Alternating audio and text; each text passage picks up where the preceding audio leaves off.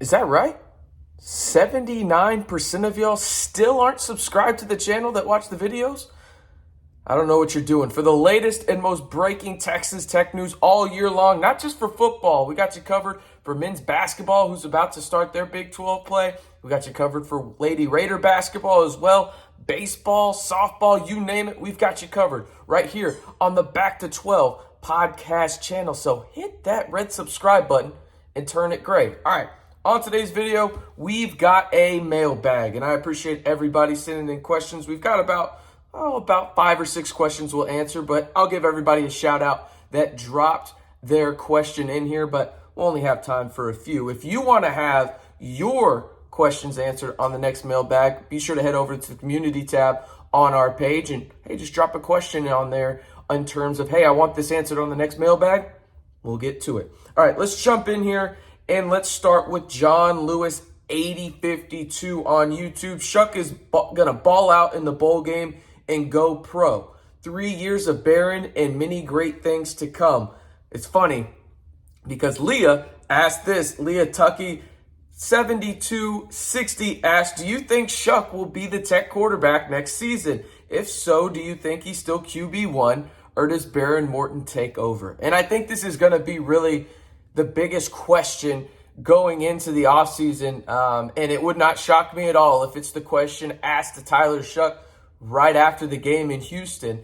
And here's the thing with this. I know this is the cop-out answer. I really, truly do. But I don't think you can go wrong with either of them. And now, if I had a preference, I'd probably say Tyler Shough. And I know a lot of people are going to look back at some of the videos I posted and said you can't go back from Behren Morton. That's before you had a 3-game winning streak to end the year where Tyler Shough looked amazing. You know, you think about the game you won at Iowa State. Listen, you're not always going to win games with 50 points. You're just not. I think it's a testament to your quarterback. Can they win in a multitude of ways? Not only your quarterback, but your team and your offense as a whole. And obviously the quarterback's going to get a lot of the credit. And Tyler Shough did that. You think about the games that he's won. He beat Oklahoma by scoring a 50-piece, right? He beat KU by just absolutely dominating them. And then in the cold, really just defeating some demons for the Red Raiders up in Ames, Iowa, beat the Cyclones 14-10, right? And by no means was he perfect in those 3 games, but you look at what he does for this offense, and I think he does things that maybe Behren Morton can't do. That's not fair to Behren Morton in the sense that he can do things that Tyler Shough can't do, but you want a leader of this offense going into next year with the experience. And I think if you ask me today, if both returned, I would say Tyler Shough has the edge, but I truly believe it will be one of those situations where we're monitoring it all offseason if both return to Texas Tech. And I think it probably comes down to the final day of spring practice where Joey McGuire is going to have to name a starter at that point because let's just say it is Behren Morton. It wouldn't shock me if Tyler Shough wants to enter the portal. He's only got a couple years left, 1 more year left to play college football. Why wouldn't he try and go somewhere where he can start? But I think Tyler Shough is in a very good position either way, where I do think pro scouts are looking at him. Do I think he's going to be the first-round talent that some mock drafters had him? No, he's not that. But I do think Tyler Shough fits a lot of needs that NFL scouts want to see. And I think that he could be a guy that maybe goes in like the 5th round because of that projectable upside. But again, if you ask me right now, today, at the time of this recording, I think it's probably Tyler Shough as the starting quarterback next year if both him and Behren Morton are on campus, which is a sizable if right now. You know what isn't an if? Us giving you daily videos right here on YouTube. Be sure to hit that subscribe button if you want to stay in the know on not only Texas Tech, but the Big 12 all year long. Obviously, Texas Tech is our focus, but we will be giving you Big 12 updates, especially during basketball season, as it is right around the corner. Big 12 play tips off for the men's side on New Year's Eve. Texas Tech faces off against the top 25 team and the TCU Horned Frogs in, well, Lubbock East. If you get the reference, you know what to do. Hit that subscribe button to stay in the know on not only Texas Tech all year long, but the Big 12 right here on the Back to 12 podcast channel. This from Red Raider Roy. Does Sarodrick Thompson play in the bowl game? And Who do you think goes off as wide receiver 1 for the game, and who is wide receiver 1 next season? Sarodrick Thompson will play in this bowl game. It will be his last game as a Texas Tech Red Raider. Have no fear, though. Texas Tech, that running back position is in a pretty good spot next year with Brooks and Cameron Valdez, as well as a couple other freshmen coming in as well. Who do I think will be wide receiver 1 in this game? I'll go off the radar a little bit. How's Trey Cleveland sound? I think Trey Cleveland can have a couple of big plays in this game. He's been that downfield threat for Texas Tech all year. Don't be surprised if he has 2 or 3 20-plus yard receptions in this one. I think he's going to be a guy to target, but if we're not looking at the surprise aspect of it, I think the easy answer would be Jerron Bradley. Him and Tyler Shough have a very big connection, and I think he is not only the wide receiver 1 in terms of if he fits the mold for this game, right? The easy answer. And I think he's also the easy answer for wide receiver 1 next year. But I'll tell you this.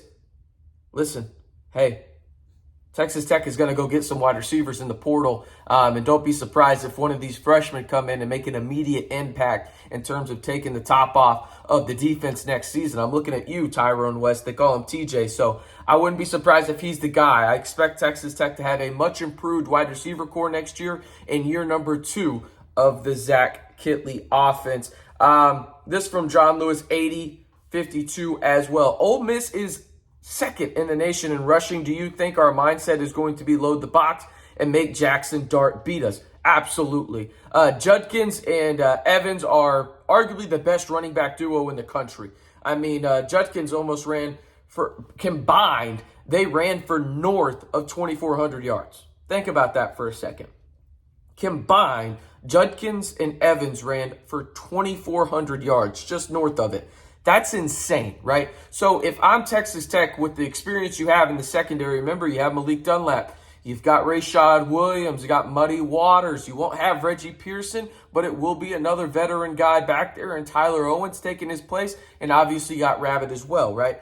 I expect them to load the box a little bit with at least 7 guys and have a bunch of disguised blitzes or disguise packages at the line of scrimmage that really make Jaxson Dart think in that RPO type setting. Because don't get it twisted, they'll run a little bit of run pass option as well, or just the option passing game as well. And there is a distinct difference there. So yes, I do expect Texas Tech to really gear up for the run against Judkins and Evans. And don't be surprised if they still get theirs. They're 2 of the most talented running backs in the country. All right. This from Cinco Swim 1421. Why is Reggie Pearson going to OU? I didn't care he was leaving, but going to OU. Enjoy being a bottom of the barrel team in the SEC. Listen, here's the thing. I think, and if you listen to one thing in this whole video, this is probably the most important message outside of subscribing, of course. You can't have it both ways. Texas Tech has capitalized on this multiple times from guys leaving other Big 12 programs and coming to the 806, right? You can't be upset at another player going to another Big 12 school and staying in the conference if you don't enjoy the dividends and the benefits of when other players come to Texas Tech. Perfect example. There's 2 that I can think of just right off the top of my head, right? First and foremost, Jalen Tyson in basketball. You're not enjoying that? You're not enjoying Jalen Tyson in the starting lineup for Texas Tech? One of the best, most under-the-radar players in the Big 12, who I think is a true X factor for the Red Raiders. You're not enjoying that? I know you are. So, and then you're going to have a guy next year in Tyler Owens, who I mentioned, who's stepping in for Reggie Pearson and going to be the starter, right? You're not enjoying him and what he brings to special teams. There's a reason the Texas Tech special teams unit has improved drastically, and a lot of it has to do with Tyler Owens and his gunner ability in terms of punter and the kickoff returns, right? So you can't have it both ways. And there's obviously other examples there, right? This is the world we live in. It's the transfer portal. You're going to lose some. You're going to win some. And that's it, right? I get it. You lose Donovan Smith to Houston. You lose Reggie Pearson to OU. It happens, but you're going to get guys in as well from other schools, and you're going to flip guys from other Big 12 schools in recruiting. Perfect example is Dylan Spencer, right? You got a 4-star defensive lineman to flip from UT to Texas Tech.